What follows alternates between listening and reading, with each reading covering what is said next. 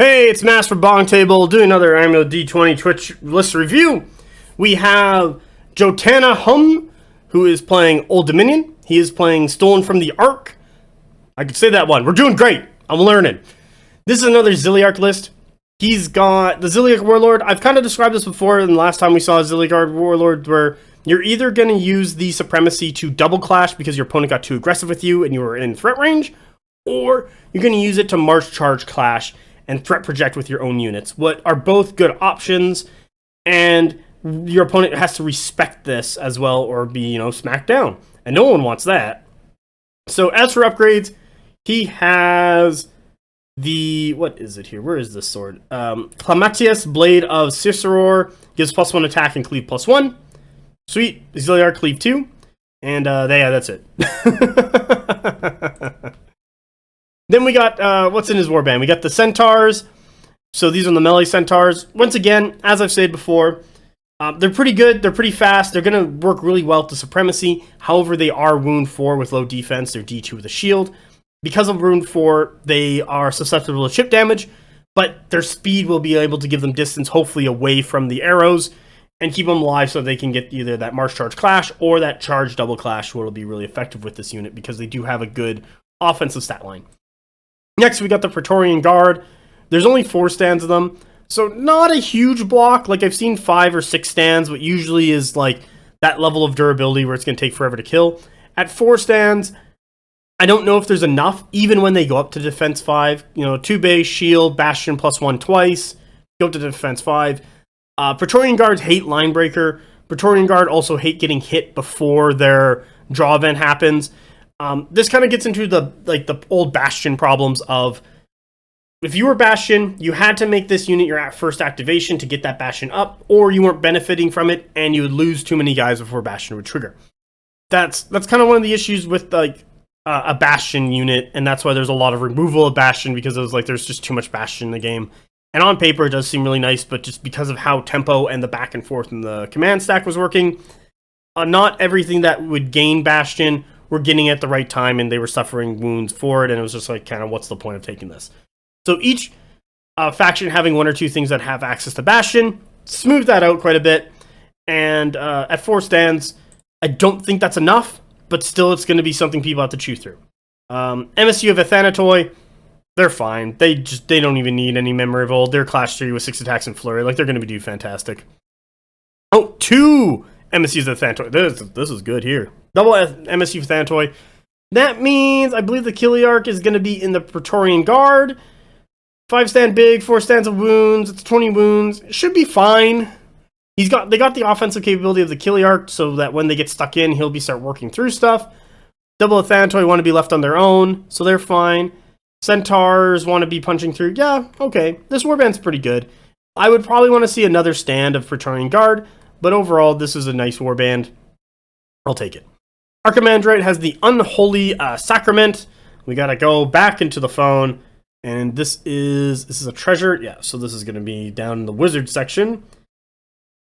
The character stand may select a friendly regiment as a target of their spells that have range other than self, even if the regiment would normally be outside the spell's range.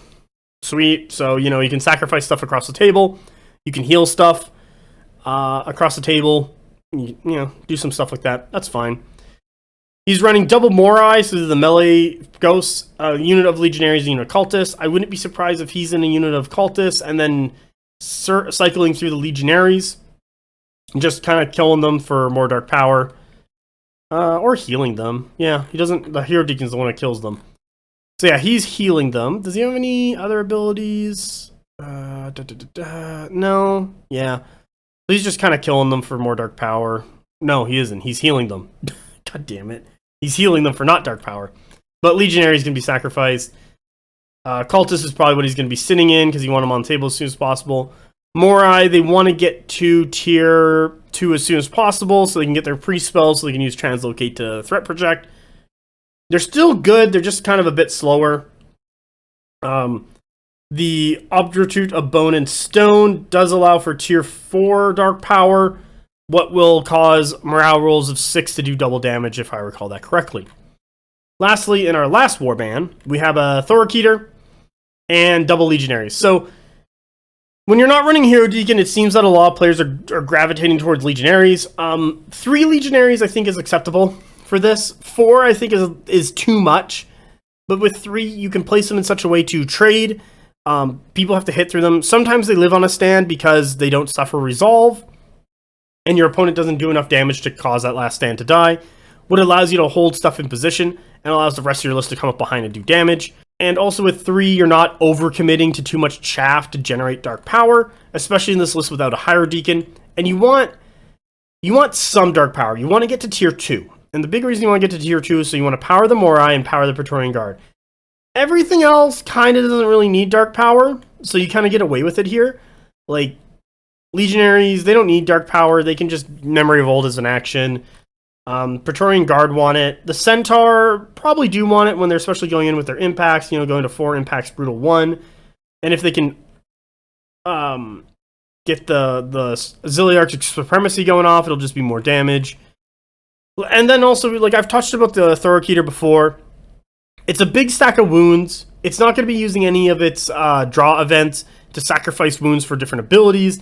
It's just better to use this thing as a defensive brick. It has good enough offensive capabilities in its impacts, tramples, clash, and spell casting ability that it's going to kind of rip through a lot of stuff progressively. It has to watch out still because it is D3. It is susceptible to any type of cleave because it's only evasion 1. It does, and it's 30 wounds when it's keeping it around, and it also takes up a large area.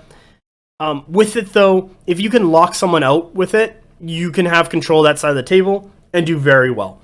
So I wouldn't be surprised if the Praetorian Guard sit on one side and the Thoroketer sit on the other and kind of have a Athanatoi supporting with Morai supporting, and it's kind of like a dual split of the forces while sacrificing Legionaries, with the other Acromandrite in the Cultist kind of providing spell support as needed.